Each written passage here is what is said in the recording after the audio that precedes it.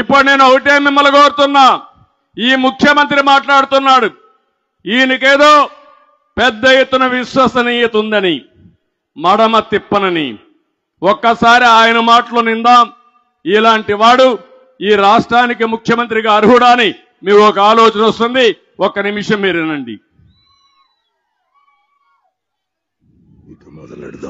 25కి 25 MP స్థానాలు మనమే తెచ్చుకుందాం. ఆ తర్వాత ప్రత్యేక హోదా ఎలా రాకుండా పోతుందో కూడా గట్టిగా చూస్తామని చెప్పి కూడా చెప్పండి. మన ప్రభుత్వంలో పూర్తిగా మద్యాన్ని నిషేధిస్తాం అని చెప్పి గట్టిగా కూడా చెప్తాం. నా సిపిఎస్ మనం అధికారంలోకి వచ్చిన వారంలో చేపించేస్తానన్నా. ప్రతి సంవత్సరం జనవరి 1వ తారీఖున ప్రభుత్వ ఉద్యోగాల భర్తీకి క్యాలెండర్ కూడా విడుదల చేస్తాను అని చెప్పి మీ అందరికీ కూడా హామీ ఇస్తా ఉన్నా. 200 యూనిట్ల వరకు మీకు కరెంటు ఉచితంగా ఇస్తామని చెప్పి మీ అందరికీ కూడా చెప్తా ఉన్నా. ప్రాజెక్టు 2021 జూన్ నాటికి కంప్లీట్ చేస్తాము. ఖరీఫ్ 2022 నాటికి నీళ్లు ఇచ్చే పరిస్థితి తీసుకొని వస్తానని కూడా ఖచ్చితంగా కూడా చెప్తా ఉన్నా. 2023 ఖరీఫ్ కు కల్లా ఈ ప్రాజెక్టు పూర్తి చేస్తామని చెప్పి చెప్తా ఉన్నా. 2025 ఖరీఫ్ కల్లా ఖచ్చితంగా గోదావరి పోలవరం ప్రాజెక్టు పూర్తి చేసి సమగ్ర సప్లాన్ చట్టాన్ని చట్టబద్ధంగా తీసుకొస్తామని చెప్పి హామీ ఇస్తా ఉన్నాము. 3వ వంతు నిధులు బీసీలకు కేటాయిస్తాము అని చెప్పి హామీ ఇస్తా ఉన్నాను మీ అందరికీ. ఇలా ఉట్టి బీసీలకే 139 కార్పొరేషన్లు పెడతామని చెప్పి మీ అందరికీ హామీ ఇస్తా ఉన్నాం. పంట వేసే ముందు పలాని రేట్లకు కూడా పలాని రేట్లు అని చెప్పి రేట్లు కూడా ప్రకటిస్తాం. గిట్టుబాటు ధరకు గ్యారంటీ ఇస్తాం. విజయవాడలో క్యాపిటల్ సిటీని పెట్టడం మనస్ఫూర్తిగా మేము ఆహ్వానిస్తున్నాం. ప్రతి కాపు సోదరుడికి నేను ఇవాళ హామీ ఇచ్చి చెప్తా ఉన్నాను.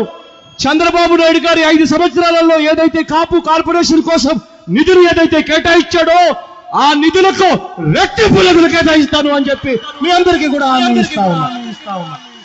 ఇది జగన్ అనే నేను మనం అధికారంలోకి వచ్చిన వెంటనే ఆ చెప్పిన 5,000 కోట్ల రూపాయలను 10,000 కోట్ల రూపాయలు ఇస్తాను అని చెప్పి నేను చెప్పడం మోసమని అడుగుతా ఉన్నా. సౌమ్యుడిగా పేరు పొందిన ఎక్స్ ఎంపీని అతి కిరాతకంగా ఇంట్లోకి చొరబడి గొడ్డలి తీసుకొని నరికి అత్యంత దారుణంగా చంపడం అన్నది ఇంతకన్నా దారుణమైన విషయం ఎక్కడా ఉండదు. కరెంటు ఛార్జీలు బాధుడే బాధుడు.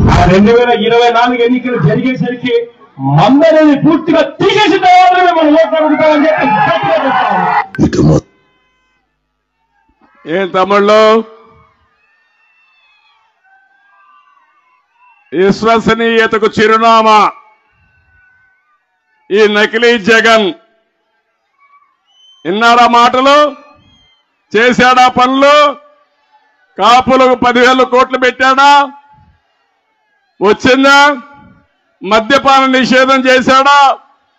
పోలవరాన్ని కట్టాడా? చేశాడు. పోలవరాన్ని గోదావరిలో ముంచేశాడు. ఒకటి కాదు, అతను ఏది చెప్పినా రివర్స్ గేర్లోనే ఉంటాడు. చెప్పేది ఒకటి, చేసేది ఒకటి. వేరే వాళ్ళపైన నేరం వేస్తాడు, ఈయన ఆ నేరం ఈయనే చేస్తాడు. అదే మీరు చూశారు, బాబాయిని చంపి ఆ నేరం మన మీద వేశాడు.